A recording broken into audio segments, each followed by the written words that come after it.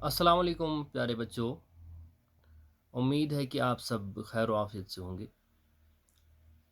अज़ीज़ तलबा व तालिबात, जैसा कि आप जानते हैं कि करंटली जो कोविड की लहर जो है वो अभी जारी है।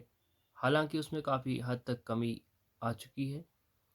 हम अल्लाह तबारक व तआला से दस्तबदुआ है कि अल्लाह करे कि जल्द अज़ जल्द इस कोविड से हमें राहत मिले। अब चूँकि कमी आने के बावजूद हम लोगों को, आप लोगों को एहतियात बरतना है। अब एहतियात कैसे बरतना है? कोशिश करनी है कि हमें अपने घरों तक ही महदूद रहना है। बाहर जब मजबूरी जानी हो, ज़्यादा से ज़्यादा मजबूरी हो, अशद ज़रूरत हो पड़े जाने की, तब हम बाहर जाएं। अदरवाइज़ हमें अपने घरों में ही सहमित रहना चाहिए। और साथ ही साथ में हमें बार बार अपने हाथों को धोना चाहिए। हमें एक दूसरे के दरमियान फासला बनाए रखना है। हमें मास्क जो है, फेस मास्क जो है हमारे पास है, उसका बड़ा इस्तेमाल करना है, बहुत ज़्यादा इस्तेमाल हमें करना है। या हम कह सकते हैं कि सिर्फ खाना खाने के टाइम ही हमें मास्क को निकालना है, बाकी अवकात पे हमें मास्क को लगा के रखना है, ताकि हम इस कोविड महामारी से हम बचे रहें और हम बाकियों को भी इस चीज़ की सलाह दें।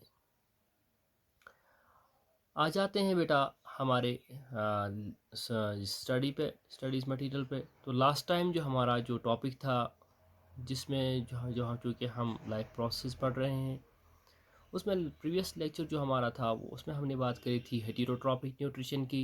हेटेरोट्रॉपिक न्यूट्रिशन में हमने बात करी थी डिफरेंट मोड्स हैं हेटेरोट्रॉपिक न्यूट्रिशन के। जैसे हमने बात करी थी स्टार्टिंग में, हमने बात करी थी सेप्रोट्रॉपिक न्यूट्रिशन की। उसके बाद हमने कहा था this parasitic mode of nutrition की। और साथ ही साथ में हमने होलोजोइक मोड ऑफ न्यूट्रिशन की बात करी थी।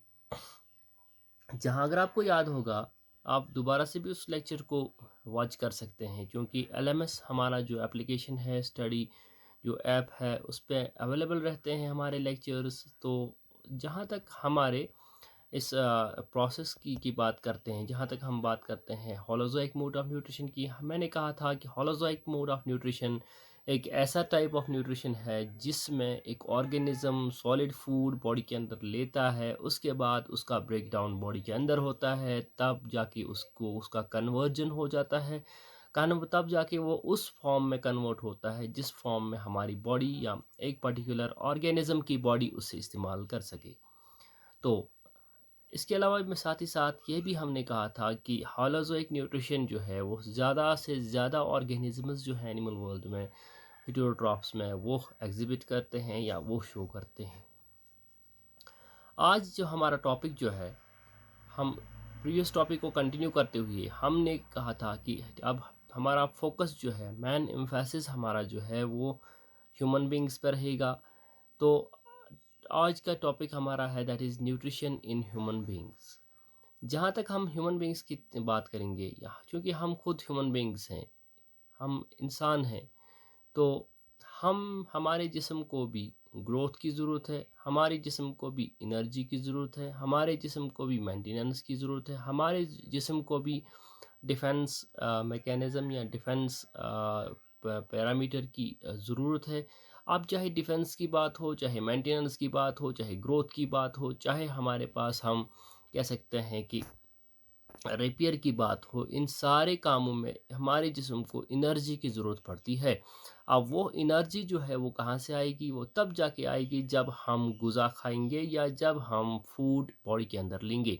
तो उस अमल को हमने कहा न्यूट्रिशन। अब हमें ये चीज़ डिस्कस करनी है आज की, अगर हम न्यूट्रिशन लेते हैं, अगर हम न्यूट्रिशन का यानी कि फूड खाते हैं, बॉडी के अंदर लेते हैं, उसके लिए क्या डायरेक्ट प्रोसेस है? क्या, जैसे हमने कहा, सिंगल सेल्ड ऑर्गेनिज्म में पूरी बॉडी इन्वॉल्व होती है in the process of nutrition, और इसमें फूड वैक्यूल हम की बात हमने करी थी। क्या वैसा यहाँ पे है, या यहाँ पे कोई स्पेशलाइज्ड या कॉम्प्लेक्स प्रोसेस है? जैसे मैंने कहा कि प्रीवियसली कि जितनी बॉडी जो है एक ऑर्गेनिज्म की कॉम्प्लेक्स होती है, higher when we move from lower to higher this forms of life, the complexity in the bodies of organism increases, and the speciality in the process in the bodies or specialties in the organ systems or organs of that those organisms also does increase. तो आज जब हम human beings की बात करेंगे, चूँकि human beings they are heterotrophs. अब heterotrophs हैं और साथ ही साथ में कौन-सी ग़िज़ा खाते हैं, यू शुड रिमेंबर, आपको याद रखना चाहिए कि दे आर ओमनिवोर्स। यानी कि ओमनी मीन्स बोथ, हम कह सकते हैं कि वो ऑल टाइप्स के, जितने भी टाइप्स की ग़िज़ा हम उसको उनको मिलते हैं या पाए जाते हैं, उनको ऑब्टेन करते हैं। यानी कि जैसे कि हमारे पास मेन 2 का लिविंग कंपोनेंट्स हमारे पास, एक है प्लांट वर्ल्ड, दूसरा एनिमल वर्ल्ड। प्लांट्स को भी खाते हैं, एनिमल्स को भी खाते हैं, प्लांट प्रोडक्ट्स से भी डिराइव करते हैं अपनी ग़िज़ा, और एनिमल प्रोडक्ट्स से भी अपनी ग़िज़ा हासिल करते हैं।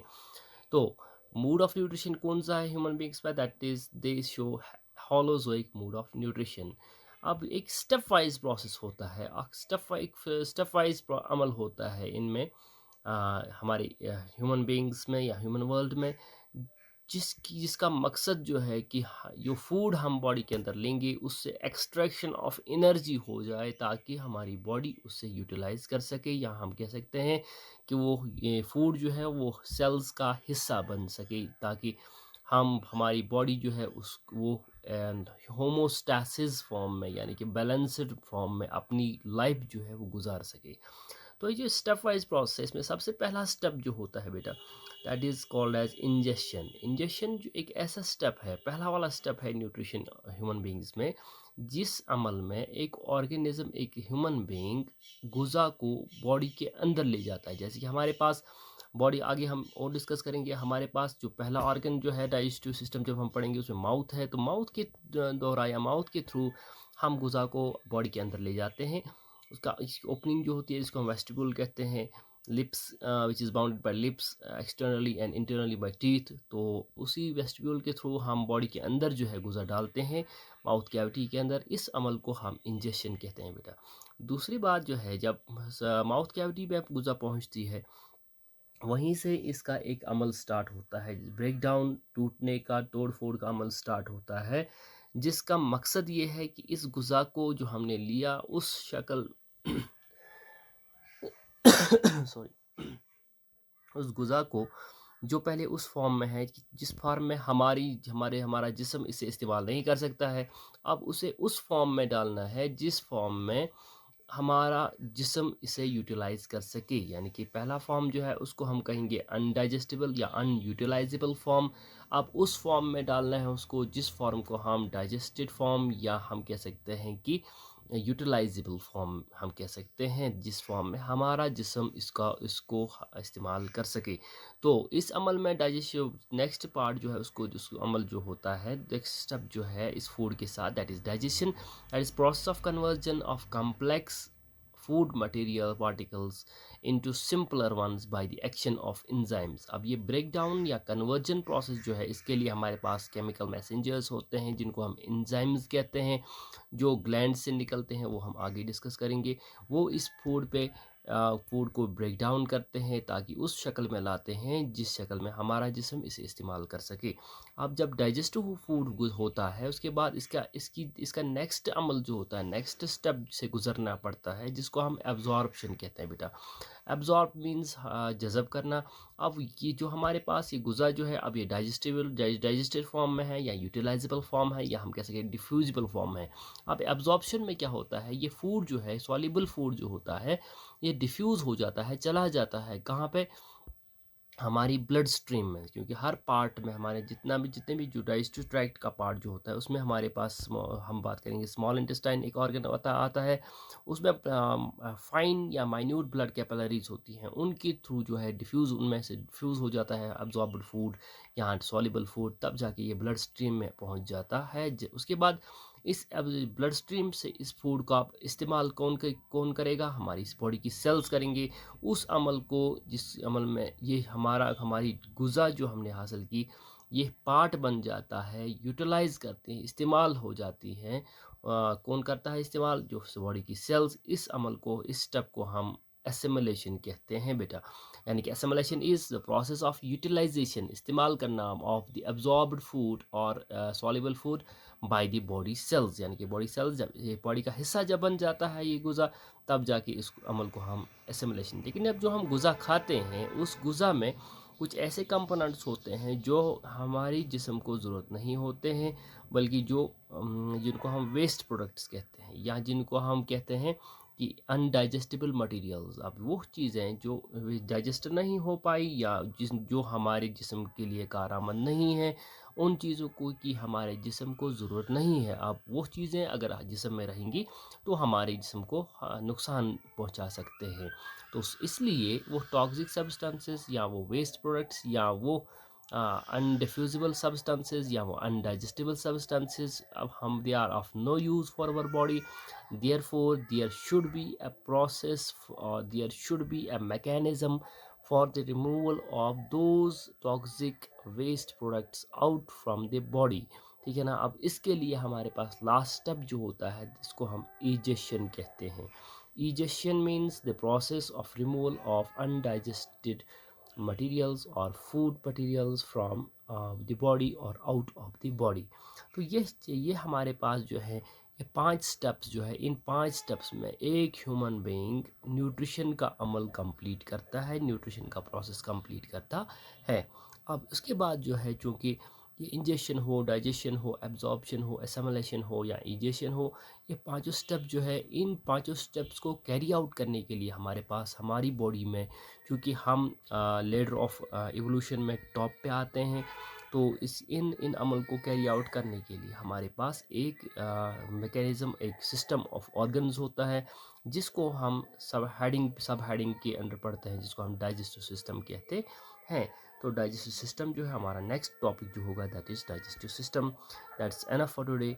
आई होप कि आप ज़्यादा से ज़्यादा इन लेक्चर्स को वॉच करते रहेंगे ताकि कहीं पे भी कंफ्यूजन हो आप कम्युनिकेट कर सकते हैं हमारे साथ, कनेक्टेड आप हैं ही। तो आप डाउट क्लियरेंस के लिए भी आप हमसे रब्ता कर सकते हैं, और आप साथ ही साथ में अपने नोट्स मटेरियल्स या रेफरेंसेस को कंसल्ट करके आप ज़्यादा से ज़्यादा लाभ यानी कि फ़ायदा उठा सकते हैं या उठाएंगे। इस चीज़ की हमें उम्मीद है और इस चीज़ की अशद ज़रूरत है, क्योंकि बहुत वक्त ज़ाया हो चुका है इस पैंडमिक की वजह से। अल्लाह करे कि हम सब खैर आफियत रहे। बाकी वसलाम।